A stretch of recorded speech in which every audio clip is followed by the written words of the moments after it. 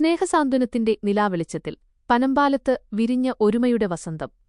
നന്മയുടെ നിലാവെളിച്ചം ഹൃദയങ്ങളിലേക്ക് പെയ്തിറങ്ങുന്ന ഈ പുണ്യമാസത്തിന്റെ സുഗന്ധം പരന്ന സായാഹ്നത്തിൽ സ്നേഹത്തിന്റെയും സാഹോദര്യത്തിന്റെയും ആത്മീയതയുടെയും മനോഹരമായൊരു സംഗമവേദിയായി പനമ്പാലം മാറുകയായിരുന്നു. ഉദയ സാംസ്കാരിക വേദിയുടെ കുടക്കീഴിൽ വർഷം തോറും പതിവായി സംഘടിപ്പിക്കാറുള്ള ഈ ഇഫ്താർ മീറ്റ് ഇത്തവണ അതിന്റെ വിപുലത കൊണ്ടും ജനപങ്കാളിത്തം കൊണ്ടും ഏറെ സവിശേഷമായി.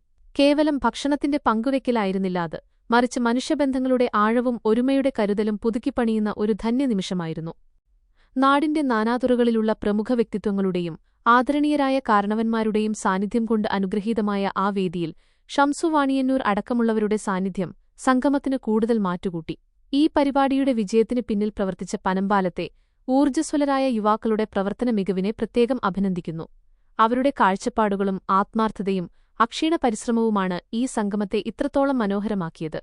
ചടങ്ങിൽ പ്രത്യേക പ്രസംഗങ്ങളോ ഔദ്യോഗിക പ്രഖ്യാപനങ്ങളോ ഉണ്ടായിരുന്നില്ലെങ്കിലും പരസ്പരം കൈമാറിയ പുഞ്ചിരികളിലും സ്നേഹാർദ്രമായ നോട്ടങ്ങളിലും സൗഹൃദത്തിന്റെ വലിയൊരു സന്ദേശം ഒളിഞ്ഞിരിപ്പുണ്ടായിരുന്നു. പനമ്പാലത്തിന്റെ മണ്ണിൽ ഒരുമയുടെ മധുരമൂറുന്ന ഓർമ്മയായി കാലം കാത്തുവെക്കുന്ന മനോഹരമായൊരു ചിത്രമായി ഈ ഇഫ്താർ സംഗമമെന്നും അവശേഷിക്കും.